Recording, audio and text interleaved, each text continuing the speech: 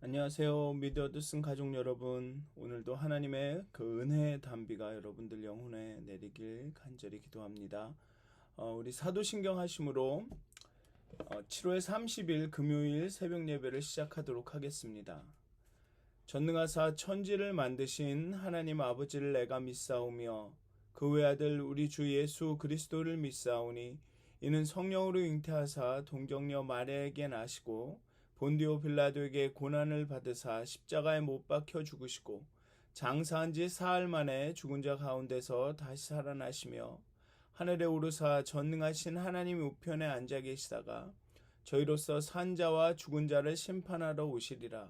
성령을 믿사오며 거룩한 공회와 성도가 서로 교통하는 것과 죄를 사하여 주시는 것과 몸이 다시 사는 것과 영원히 사는 것을 믿사옵나이다. 아멘.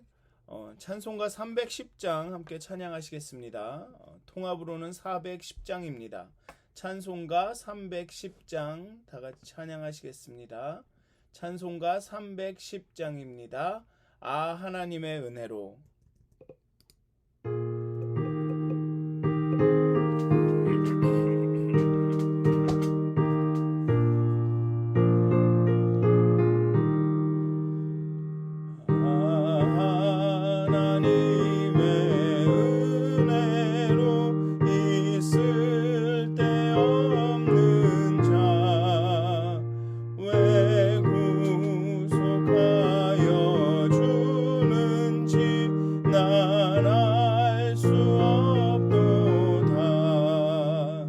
내가 믿고 또 의지함은 내 모든 형편하시는 주님 늘 보호해 주실 것을 나는 확실히 아네.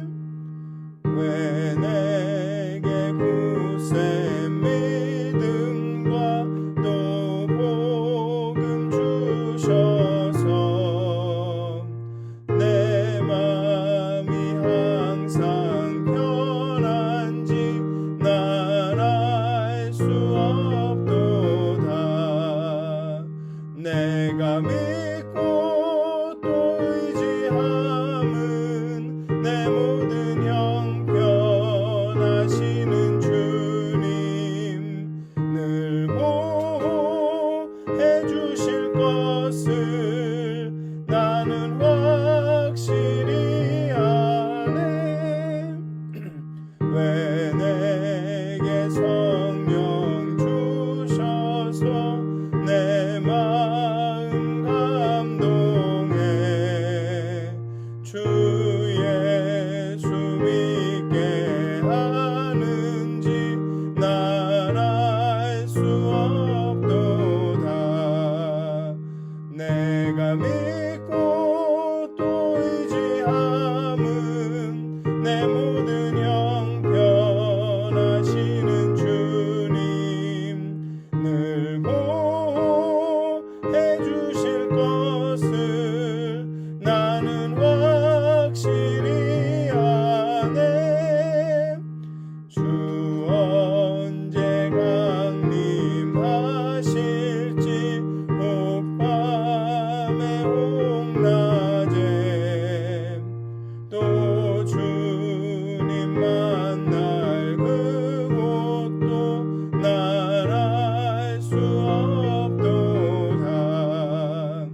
내가 믿고 또 의지함은 내 모든 형편하시는 주님 늘 보호해 주실 것을 나는 확실히 아네. 아멘. 찬송가 309장 한 장 더 찬양하시겠습니다. 통합으로는 409장입니다. 목마른 내 영혼. 찬송가 309장 한 장 더 찬양하시겠습니다.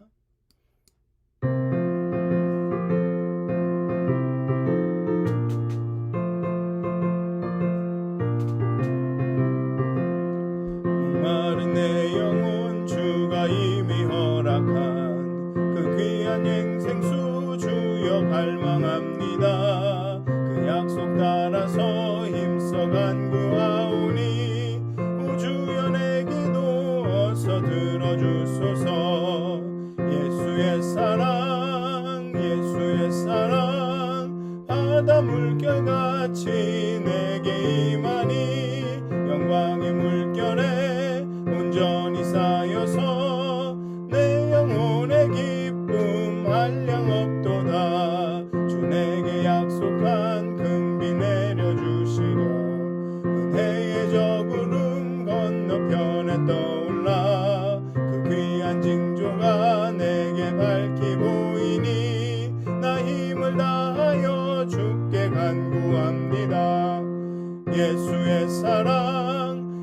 예수의 사랑 바다 물결같이 내게 임하니 영광의 물결에 온전히 쌓여서 내 영혼의 기쁨 한량 없도다. 은혜의 소낙비 지금 흡족히 내려 구원의 큰 강물 흘러차고 넘쳐서 내 추한 모든 죄 모두 씻어버리니 나 지금 은혜를 충만하게 받았네. 예수의 사랑 예수의 사랑 바다 물결같이 내게 임하니 영광의 물결에 온전히 쌓여서 내 영혼의 기쁨 한량 없도다. 그 차고 넘치는 주의 은혜의 물결 힘차게 밀려와 내게 만족합니다. 오 할렐루야로 주를 찬송하오니 내 마음의 기쁨이 항상 충만함이라. 예수의 사랑 예수의 사랑 바다 물결같이 내게 임하니 영광의 물결에 온전히 쌓여서 내 영혼의 기쁨 한량 없도다. 아멘. 기도하시겠습니다. 하나님, 이 시간 이 아침에 하나님의 은혜를 사모합니다. 정말 우리 목마른 우리의 영혼에 정말 은혜의 단비가 내리시기를, 정말 예수님의 사랑이 정말 바다 물결처럼 우리에게 임하시기를 간절히 사모합니다. 정말 우리의 마음이 우리의 심령이 하나님이 주시는 그 은혜와 사랑으로 정말로 뛸 수 있도록, 우리 가득 찰 수 있도록, 정말 우리의 온 몸이 전율하도록 하나님의 사랑과 그 은혜를 경험하도록 하나님 이 시간 아버지 우리의 마음을 열어주시옵소서. 우리의 영혼을 열어주시옵소서. 하나님 우리의 영혼에 정말 그 은혜의 단비를 내려주시옵소서. 그렇게 정말 하나님의 은혜와 사랑 가운데 그 기쁨과 평안과 소망을 경험하면서 살아가는 오늘 하루가 될 수 있도록 하나님 함께해 주시옵소서. 예수님의 이름으로 기도하였습니다. 아멘. 오늘 함께 나누실 말씀은 사도행전 27장 27절부터 44절까지의 말씀입니다. 사도행전 27장 27절로 44절까지의 말씀입니다. 제가 봉독하도록 하겠습니다.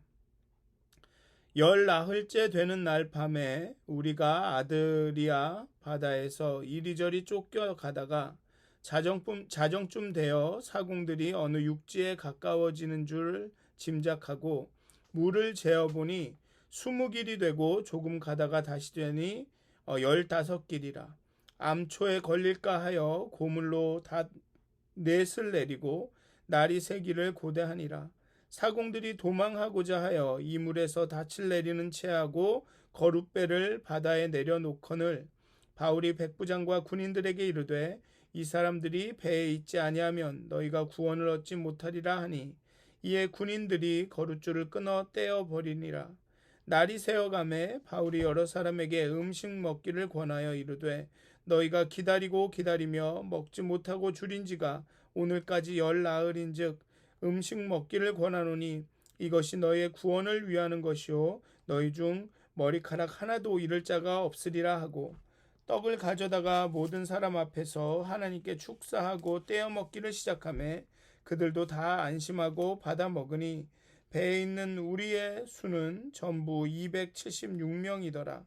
배부르게 먹고 밀을 바다에 버려 배를 가볍게 하였더니 날이 새매 어느 땅인지 알지 못하나 경사진 해안으로 된 항만이 눈에 띄거늘 배를 거기에 들여다 댈 수 있는가 의논한 후 닻을 끊어 바다에 버리는 동시에 키를 풀어 늦추고 돛을 달고 바람에 맞추어 해안을 향하여 들어가다가 두 물이 합하여 흐르는 곳을 만나 배를 걸매 이 물은 부딪혀 움직일 수 없이 붙고 고물은 큰 물결에 깨어져 가니 군인들은 죄수가 헤엄쳐서 도망할까 하여 그들을 죽이는 것이 좋다 하였으나 백부장이 바울을 구원하려 하여 그들의 뜻을 막고 헤엄칠 줄 아는 사람들을 명하여 물에 뛰어내려 먼저 육지에 나가게 하고 그 남은 사람들은 널 조각 혹은 배 물건에 의지하여 나가게 하니 마침내 사람들이 다 상륙하여 구조되니라. 아멘. 광풍으로 인해 아드리아 바다에서 표류하던 배는 미항을 떠난 지 14일 만에 기적적으로 육지에 근접하게 됩니다. 이에 선원들이 배를 버리고 거룻배로 도망가려고 시도하지만 바울의 조언에 따라 군인들이 거룻배의 줄을 끊어버림으로써 그 시도는 수포로 돌아갑니다. 바울은 또다시 동료 승객들에게 음식을 권하며 위로합니다. 마침내 배에 탔던 276명은 모두 하나님의 은혜로 무사히 육지로 구조가 됩니다. 비그리스도인이 이 이야기를 읽는다면 276명이라는 많은 승객을 태운 배가 파산 직전에 기적적으로 구출받는 이야기를 매우 흥미로운 무용담처럼 읽었을 것입니다. 그러나 그리스도인 독자는 이 이야기를 단순히 무용담처럼 읽지 않습니다. 사람을 보호하시고 하나님의 뜻을 이루시는 하나님의 손길이 담긴 감동적인 이야기로 읽을 것입니다. 미항을 떠난 지 14일 만에 바울 일행은 멜리데라는 이탈리아 반도 아래쪽에 있는 남쪽에 있는 작은 섬에 도착합니다. 광풍에 의해서 표류해 밀려왔다면 14일은 그 미항으로부터 실제 걸릴 만한 시간으로 추정이 된다고 합니다. 자정쯤에 도착했다는 걸로 봐서는 육안으로 육지를 확인한 것 같지는 않습니다. 오늘 본문에도 보면 그 수심을 이렇게 재면서 수심이 줄어드는 것에 따라서 가까워 왔구나, 육지에 가까이 왔구나라는 것을 확인할 수 있었고, 아마도 해안에 이렇게 부딪히는 파도 소리가 있어서 또 육지에 가까이 왔음을 감지할 수 있었던 것 같습니다. 그리고 이제 배가 더 이상 표류하지 않도록 혹시라도 이 해안에 너무 가까이 가서 그런 암초나 그런 바위에 걸리지 않도록 닷을 내리고 아침이 밝기를 기다립니다. 그런데 선원들은 닷을 내리는 척하면서 거룻배를 내리고 배에서 도망치려고 합니다. 그런데 그런 악천후나 그런 깜깜한 밤에 배에서 떠나 작은 거룻배로 항해하려고 하는 것은 거의 자살행위에 해당한다고 많은 성경 주석가들은 말합니다. 생명을 지킬 수 있는 유일한 방법은 아침이 될 때까지 기다리는 것이었습니다. 그런데 그 선원들은 탈출하려고 하죠. 위기의 상황에 닥쳤을 때, 처했을 때, 어려움이 닥쳐올 때 우리는 제대로 된 판단을 하지 않습니다. 특히나 어떤 희망의 조짐이 보이면 무조건 그것을 선택하려는 경향이 있죠. 아마 선원들도 해안이 가까이 왔구나, 그러니까 지금 빨리 저기 해안으로 가야겠다라는 생각밖에 없었을지도 모릅니다. 그래서 그저 거룻배, 작은 배를 내리고 자신들이 뭐 이렇게 노를 저어서라도 빨리 가야겠다. 그러니까 그렇게 어려움과 위기에 있을 때 조금이라도 이게 희망이다, 이게 방법이다라는 것이 보이면 좀 생각을 하지 않고 전후 좌우 뭐나 어떤 이런 고민하지 않고 그것이 무조건 방법이라고 선택하는 경우가 많죠. 그렇지만 바울은 배 안에 있어야 한다고 말합니다. 물론 바울이 항해 경험이 좀 있기 때문에 항해 중에 위기의 순간을 겪었기에 이러한 조언을 할 수 있다고도 말할 수 있을 것입니다. 그 전에 전도여행, 선교여행을 하면서 여러 가지 항해를 해본 경험이 있기 때문에 이런 말을 할 수도 있겠지만 어쩌면 확실히 바울은 하나님께서 모두를 안전하게 지킬 것이라는 약속을 믿고 있었기 때문에 이런 조언을 할 수 있었다라고 생각하는 것이 좋을 것 같습니다. 약속이 없으면 제대로 된 판단과 행동을 하지 못하게 됩니다. 확실한 어떤 그 정보나 지식, 어떤 확신이 없게 되면 어떤 것을 판단하고 행동하는 것이 어렵게 되죠. 팬데믹을 지나면서도 이런 것들을 깨닫게 되는데, 이 바이러스에 대한 정확한 정보와 지식, 그런 것이 없기 때문에 어떤 판단을 내리기가 어렵게 되죠. 행동을 정하기가 어렵게 됩니다. 누구는 이렇게 하라고 하고 누구는 저렇게 하라고 하고. 그 중에 어떤 확실한 것을 가진 사람만이 정확한 판단을 하게 되는데 지금은 그렇지 못하기 때문에 더 어려움을 겪는 것 같습니다. 여기도 보면 이 바울은 틀림없이 하나님께서 너희들을 구원할 것이다.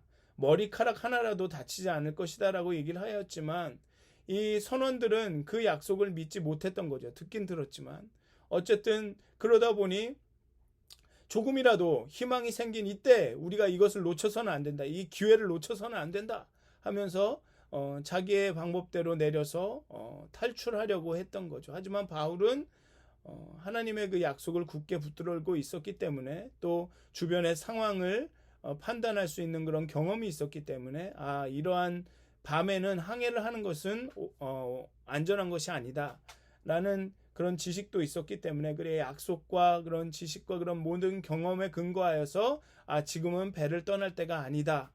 아침이 될 때까지 기다려야 한다 라는 판단을 내릴 수 있었던 것입니다. 바울은 그렇게 소망이 없는 자들 가운데 소망이 되었습니다. 약속을 붙들었고 그 약속을 붙드는 그 확실함 가운데 정말 소망이 없는 사람들에게 두려워하지 말아라. 그렇게 안절부절하지 말고 어떻게든 살으려고 막 그렇게 그러지 말아라. 하나님이 약속하셨다. 머리카락 하나도 다치지 않게 될 것이라고 약속하셨다. 그렇게 정말 평안히 기다리면 된다. 라고 그렇게 얘기를 한 것이죠. 그리고 백부장에게 떠나면 안 된다라고 조언을 합니다. 그런데 재밌는 것은 그 전에는 이 백부장이 선원과 그 선주의 말을 더 믿었는데 이제는 바울의 조언을 무시하지 못합니다. 백부장은 바울의 조언대로 거룻배의 줄을 끊어버림으로써 선원들이 탈출하지 못하도록 합니다. 그리고 날이 밝자 즉 태풍이 잦아들고 안정이 되자 바울은 승객들에게 음식 먹을 것을 권하죠. 그렇게 두려워하지 말고 긴장하지 말고 초조해하지 말고 먼저 너희 몸을 건강을 체력을 챙겨라. 이제 상황이 많이 좋아져서 음식을 조리할 수 있을 정도가 된 것으로 보입니다.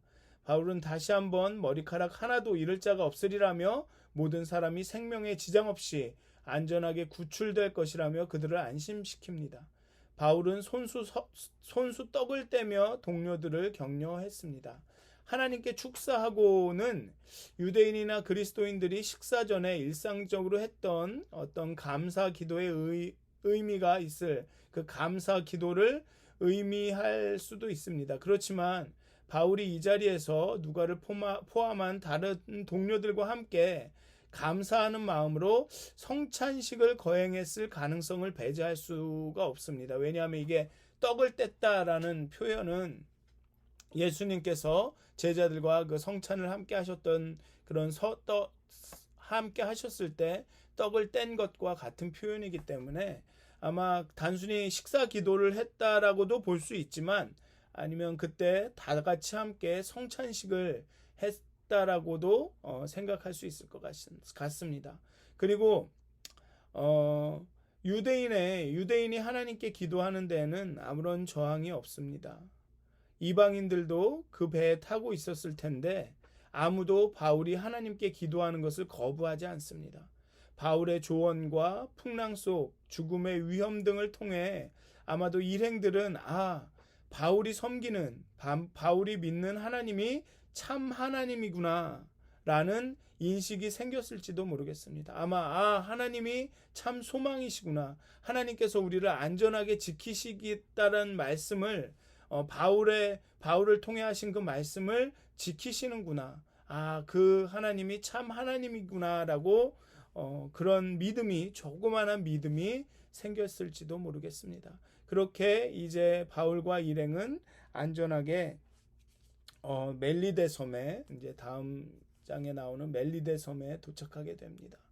이 오늘의 본문을 보면 바울은 약속을 붙들었습니다. 하나님께서 하나님의 사자를 통해서 자신에게 하신 그 말씀을 붙들었습니다. 하지만 그 선원들은 그 말씀을 붙들지 못하고 좀 초조해하죠. 그리고 자신이 그 어떤 희망이라 여기는 옳은 방법이라 여기는 그런 방법들로 그 죽음의 위기를 모면하려 합니다. 하지만 바울은 끝까지 그 약속을 붙들고 사람들에게 소망이 됩니다.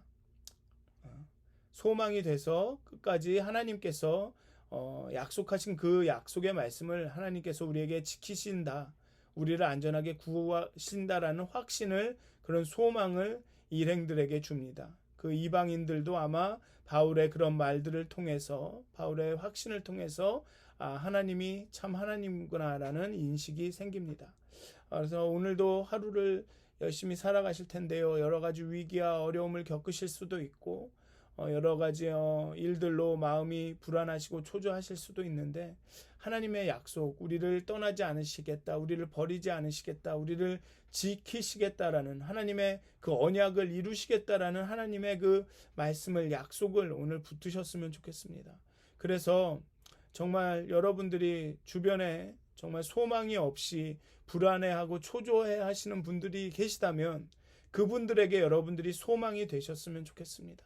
그분들에게 하나님이 우리를 지키신다고 약속하셨다라는 그런 말씀을 전하심으로 정말 이 소망이 없는 세상에 소망이 되는 그런 삶을 사셨으면 좋겠습니다. 오늘도 예수 그리스도를 주로 삼고 하나님의 언약을 굳게 붙들고 소망이 없는 이 땅 가운데 하나님의 소망이 되시는 여러분들이 되시기를 주님의 이름으로 축원드립니다. 기도하시겠습니다.